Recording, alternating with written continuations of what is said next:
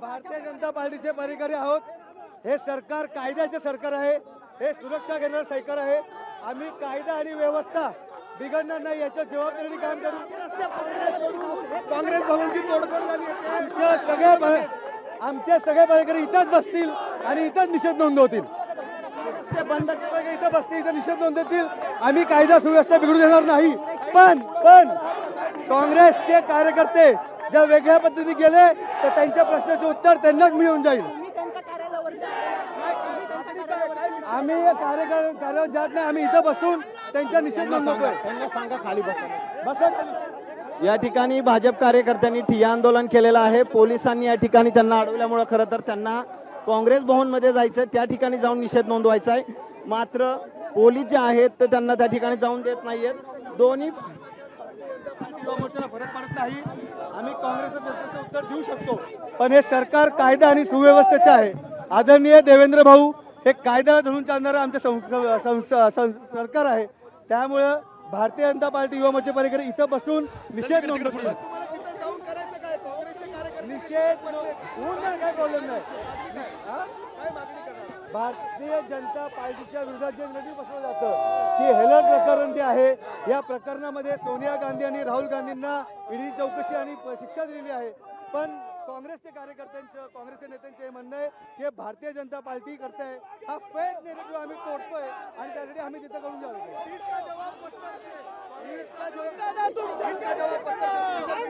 Dialogue मारतात, आम्ही dialogue मारणार नाही। त्यासाठी आम्ही त्यांच्या ऑफिसपर्यंत पोहोचलोय। त्यामुळे आम्ही काम करणारे लोक आहेत, लोकांसाठी काम करणारे लोक आहेत, त्यासाठी आम्ही चालू बसून आम्ही निषेध नोंदवू आणि आमचं आंदोलन पुढे थांबवू। आपण बघतोय तुम्ही लोकशाही मार्गाने परवानगी घेऊन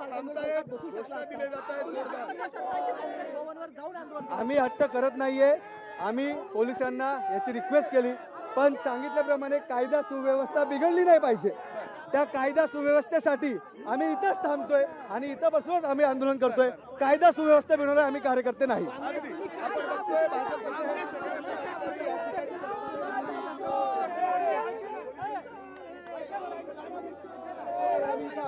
काँग्रेसला जसं कसं उत्तर द्यायचं असतं तर रस्त्यावर इथं आले असते, ते घाबरून त्यांच्या ऑफिसला बसले नसते। आम्ही इथं आलोय त्यामुळे त्यांच्यापासून काय फरक पडत। इतर राजकीय पक्षाच्या कार्यालयावर मोर्चा काढायचे, पण ही तिसरी वेळ आहे। भारत जोडो यात्रा असताना सुद्धा भाजप युवा मोर्चाच्या लोकांनी कार्यालयात शिरून तोडफोड केली होती। त्यावेळेला आम्ही पोलिसांना तक्रार दिली, CCTV फुटेज दिलं, पोलिसांनी काही गुन्हा दाखल केला नाही। दुसऱ्यांदा केलं, त्याही वेळेला आम्ही सांगितले। ह्या वेळेला पोलिसांना विनंती केली की साहेब ही पद्धत चुकीची आहे, यांना असं तुम्ही परवानगी देऊ नका, पण तरीही ते परवानगी देतात।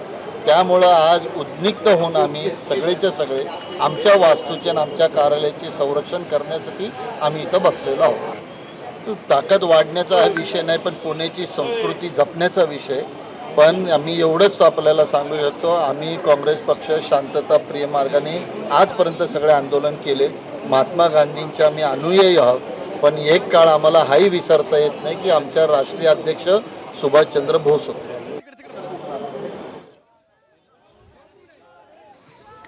तर आपण पाहतोय नॅशनल हेराल्ड प्रकरणी सोनिया गांधी आणि राहुल गांधी यांच्यावर आरोप केले जात आहेत आणि ईडीची कारवाई त्यांच्यावर होत असल्याचं देखील आपण पाहतोय। आणि या दरम्यान काँग्रेस नेते देखील चांगलेच आक्रमक झाले होते। युवा मोर्चाच्या कार्यकर्त्यांना पोलिसांनी अडवल्यानंतर या ठिकाणी ठिय्या आंदोलन भाजप युवा मोर्चाकडून केलं जातंय। एकूणच आपण पाहतोय की हेरॉल्ड संदर्भातची जी काही बाबतीत त्याच्या विरोधात या ठिकाणी भाजप युवा मोर्चाचे कार्यकर्ते आणि सगळे आक्रमक झाले आहेत आणि त्यानंतर खरं तर हे सगळं आंदोलन मोर्चा सुरू आहे। एकूणच या ठिकाणी भाजपचे कार्यकर्ते सगळे या ठिकाणी ठिय्या आंदोलन करत असताना आता या ठिकाणी आक्रमक झालेले कार्यकर्ते बालगंधर्व पासून काही वेळाच्या दरावर ठिय्या आंदोलन या ठिकाणी केलेलं आहे। एकूणच या ठिकाणी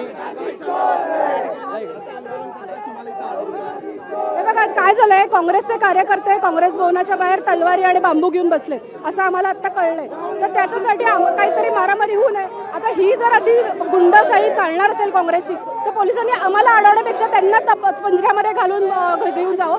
आम्ही फक्त लोकशाही मार्गाने आंदोलन करतो। काय निषेध करताय तुम्ही? काय झालंय की यांना अटक झाली पाहिजे आणि यांना अटक होणारच आहे. ईडीने चार्जशीट सुद्धा दाखल केली आहे. हे राहुल गांधी, सोनिया गांधी नावाचे जे चोर आहेत हे दोघं जण 2015 पासून जामिनावर फिरतात. आता चार्जशीट दाखल झाली आहे, 25 साली यांना अटक होऊ शकते. मात्र काँग्रेस काय करते, देशभरामध्ये चुकीचं नरेटिव्ह पसरवत आहे. त्याचा निषेध करण्यासाठी आम्ही तिथे चाललो. आपण पाहतो की भाजप युवा मोर्चाच्या वतीने या ठिकाणी ठिय्या आंदोलन केलं जाते. बालगंधर्वच्या बाहेर हे सगळे ठिय्या आंदोलन केलं जाते.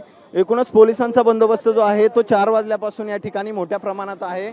या कार्यकर्त्यांना इथून पुढे जाऊ दिलं जात नाही आणि साहजिकच या ठिकाणी साहेब 100 मीटर अंतरावर काँग्रेस भवन आहे, त्यांना तिथे जाऊन आंदोलन करायचं नाही. त्यासाठी आम्ही त्यांना सांगितलेलं आहे, त्यांना विनंती पण केली आहे की यापुढे आम्ही तुम्हाला जाऊन देणार नाही आहे. यापुढे त्यांना अडवण्यात आलेलं आहे, त्यापुढे आम्ही त्यांना जाऊ देणार नाही आहे. सगळे रस्ते बंद केलेत आपण नाही, आता इकडचा रस्ता बंद होता, आता ही